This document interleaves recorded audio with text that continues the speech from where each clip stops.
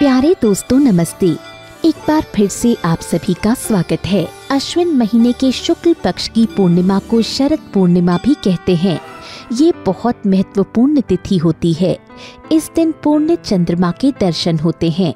चंद्रमा का आकार आज के दिन काफी बड़ा होता है। माना जाता है कि इस दिन चंद्रमा धरती पर अमृत की वर्षा करते हैं। वो 16 कलाओं से पूर्ण होते हैं। यदि इस दिन रात्रि को खीर बनाकर खुले आसमान के नीचे रखी जाए तो चंद्रमा की शीतलता इसमें अमृत खोल देती है। इस दिन श्री हरि विष्णु और माता लक्ष्मी की पूजा की जाती है। बंगाल में दुर्गा पूजा के पश्चात लक्ष्मी जी की पूजा इसी दिन की जाती है। अब मैं आपको शरद पूर्णिमा के व्रत की पौराणिक कथा सुनाऊंगी। बहुत समय पहले किसी शहर में एक व्यापारी रहता था। उसके 2 बेटियां थीं। बड़ी बेटी का नाम शीलावती और छोटी का नाम था लीलावती। दोनों ही बहुत धार्मिक थीं, इसलिए शरद पूर्णिमा का व्रत आदि रखती थीं।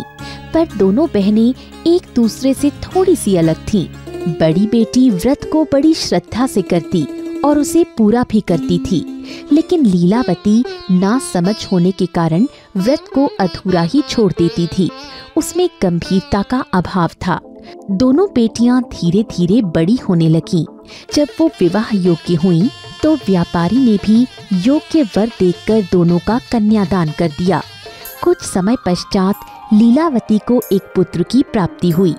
छोटी बेटी भी गर्भवती हुई, पर उसकी संतान पैदा होते ही मर जाती थी।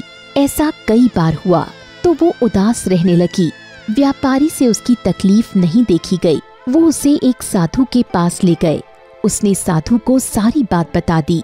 साधु ने अपने दिव्य ज्ञान से देखकर कहा, पुत्री, तुमने पहले जब भी शरद पूर्णिमा व्रत किया उसे बीच में ही छोड़ दिया, इसलिए तुम्हारी संतान जन्म लेते ही मर जाती है।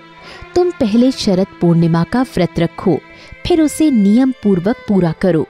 साधु की बात मानकर लीलावती ने पूरी श्रद्धा से शरद पूर्णिमा का व्रत किया और उसे विधि पूर्वक पूरा किया।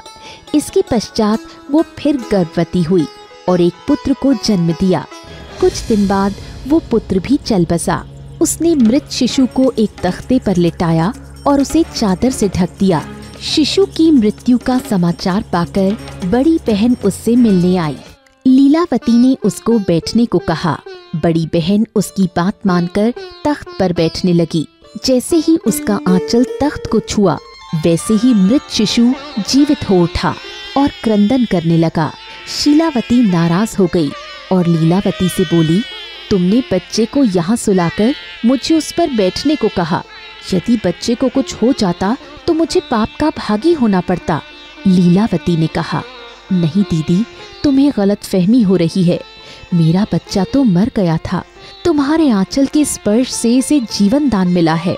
ऐसा इसलिए हुआ क्योंकि तुमने हमेशा नियम पूर्वक शरद पूर्णिमा का व्रत किया है। तुम्हारे पुण्यों का फल इसे मिला है।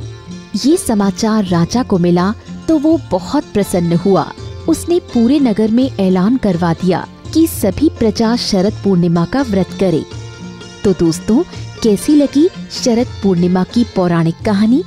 ऐसी और कहानियाँ सुनने के लिए इसे लाइक और शेयर जरूर करें।